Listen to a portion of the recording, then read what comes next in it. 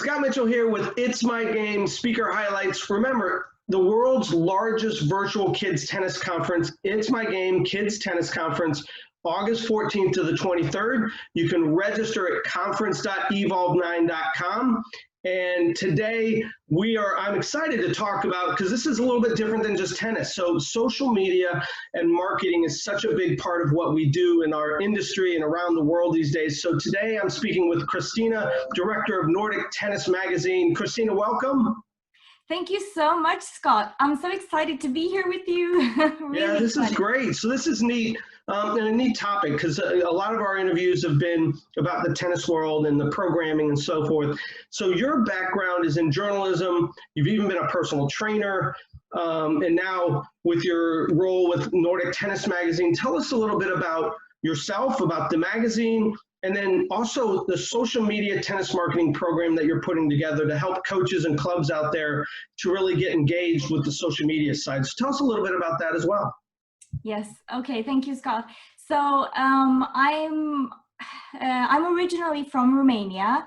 I moved to Norway when I was 13, and I come from a very academic family where we had to keep our heads in the books.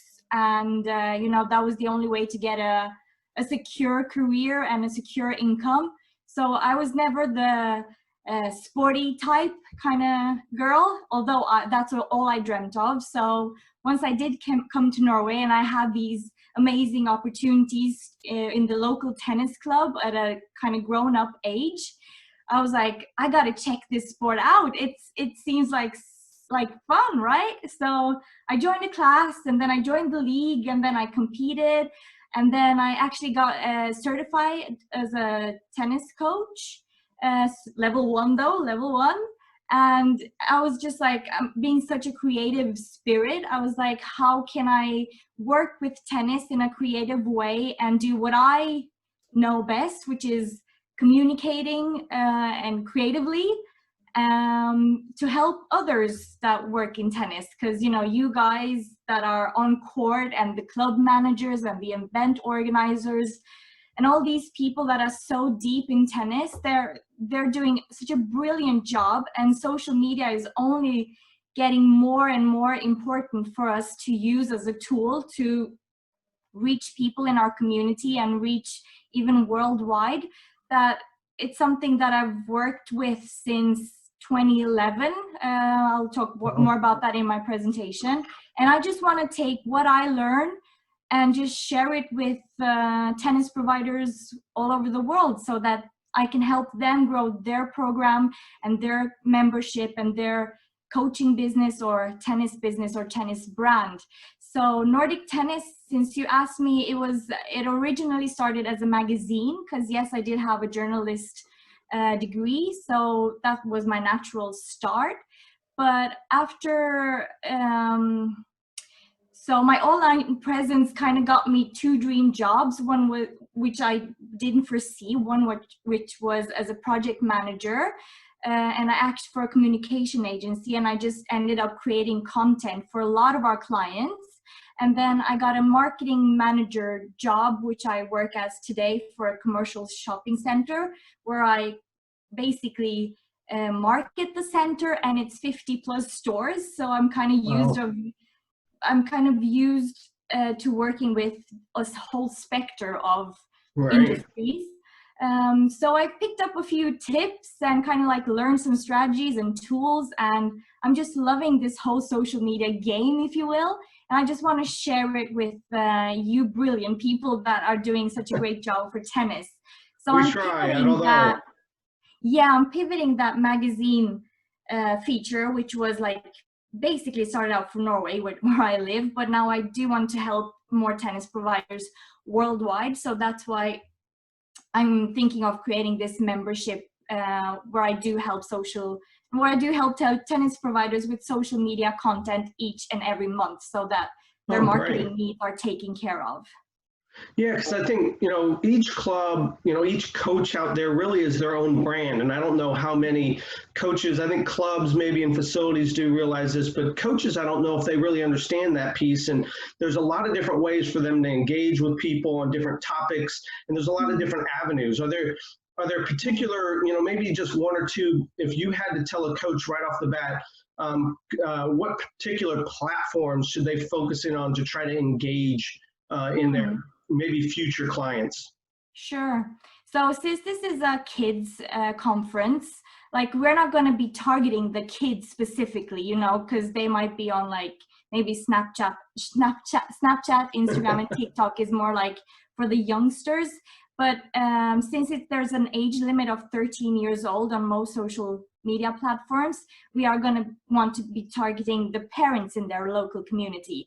And where are they? Well, they are on Facebook and they are on Instagram. So if there's two platforms that I would recommend to just start off with, which is more than enough, it's these two.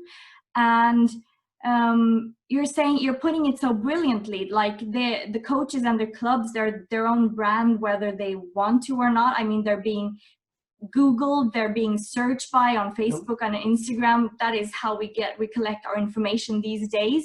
So if they are online, like they can decide what people will find out about them, right? So Right. they have to be proactive and put out content there that will attract their dream customer, which would be parents, so they can enroll the kids into their program.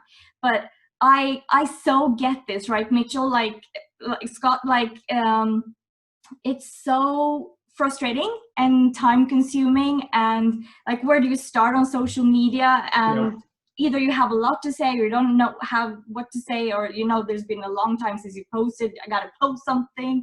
So all those kind of hassles and time drains and head scratching, like I want Yeah. to help take that away from That's the great. coaches and the clubs. Mm.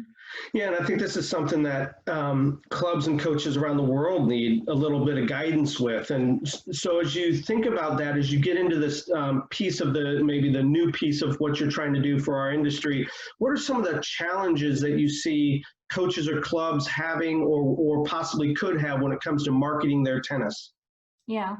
So tennis providers, like it's the same for anyone using social media, right?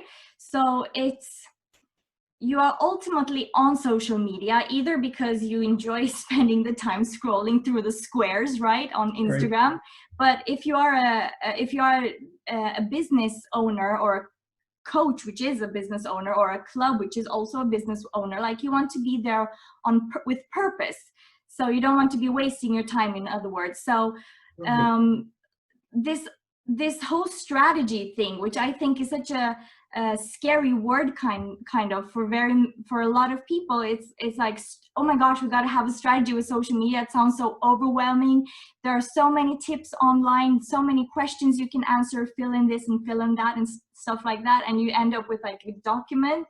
But so I think it can be overwhelming, the whole strategy, knowing why you are on social media, who do you want to attract to, what do you want to post, how do you know you're successful on social media if it's not converting to leads, as we call them in the marketing world, if it's not converting into parents enrolling their kids, right, on social media. So that's like the 30,000 feet strategy is something that you can spend a lot of time on, but you could also just like have a system to know exactly why you are on social media, right? And the other part is the content creation process, right? Because we are so close to our business, to our program, to our club, to our membership, that we just want to promote it constantly. Like it's the greatest thing since sliced bread, right? If you ask a tennis coach or any business owner, that are passionate about their business. But ultimately, if you want to attract followers, aka clients, members, parents to your business, you want to put out there what they are inspired by, what they are entertained by, what educates them, what gives them information about you, so that they can know, like, and trust you, and then they will buy or purchase or enroll into your program eventually. Yeah. So it's the content, the strategy, the content creation, and just the consistency part of it, you know? Right. Well, you're almost like building a relationship with those clients, right? So you're building a relationship and trusting so that they eventually will take the next step, which is to reach out and try to get involved. Sure. Yes.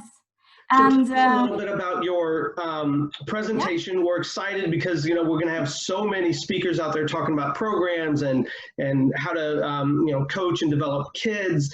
But this is a different avenue, like we've talked about. It's the social media aspect. So tell us a little bit about your presentation. Yes. So this is the first time I'm doing like this whole social media thing for tennis providers and tennis coaches with the kids program. So I'm really excited, and my goal was to like give them something that they can just take it and run with it, rinse it, repeat it, and just like get it done on social media. It's the whole framework. It sounds so overwhelming, but it's not. It's like 4 steps. It's 4 very specific steps they can take, as the title says, where they can create basically 3 months of content in 1 day. I know that time is of the essence for any coach, any club volunteer doing the social media and stuff like that. So that is the major part of the presentation, is the complete framework, if you will. And yes, it's very actionable and it's very specific, but it is so important that they do it, because content is what ultimately will bring business to your program. So you've got to have the content, and this framework will help you get it done in 1 day if you follow it. I mean, it's a system that I've done myself while I had my first baby girl. And congratulations. Thank you very much. Thank you. So I know it works because I share my results in the presentation as well. And then, like I say, I don't walk the walk or talk the talk. I walk the walk as well. So I'm no guru or expert on social media, but as I said, I teach what I've learned and what I'm continuously learning. So when I was consistent with this framework, it grew my Nordic tennis business ultimately. And afterwards, when I didn't follow the framework, it didn't bring me any results. So I'm honest about that, and I'm 100% proud of the framework that I share.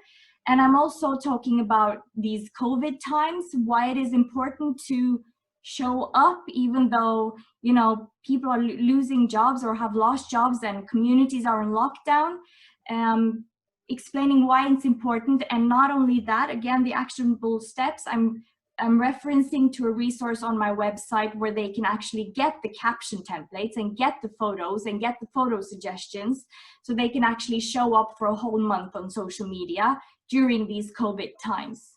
Wow. And I also go through I'm so overexposed, but that's okay. I also go through a 5-step framework, which I call the social media success path, because that's something I discovered, I thought I was consistent and doing well with my social media, but then when I sat down, I was like, oh my gosh, I am not consistent at all with Nordic tennis. So I created a success path, if you will, from where I am to where I want to be with my social media, because there is so much you can do to improve your social media game.